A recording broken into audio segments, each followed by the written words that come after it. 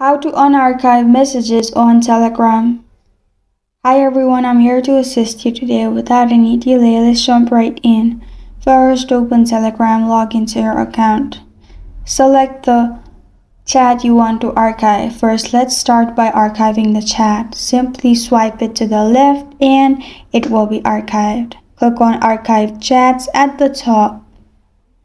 In here, to unarchive the chat, slowly drag it to the left side and it will unarchive. As you can see, it has been removed from Archive Chats option at the top and it is in normal messages section as it was before. And this is how to unarchive messages on Telegram. Thank you for joining me today. If this video helps you out, please leave a like and subscribe for more. Got a question or want to suggest a topic? Comment below. Thank you for watching.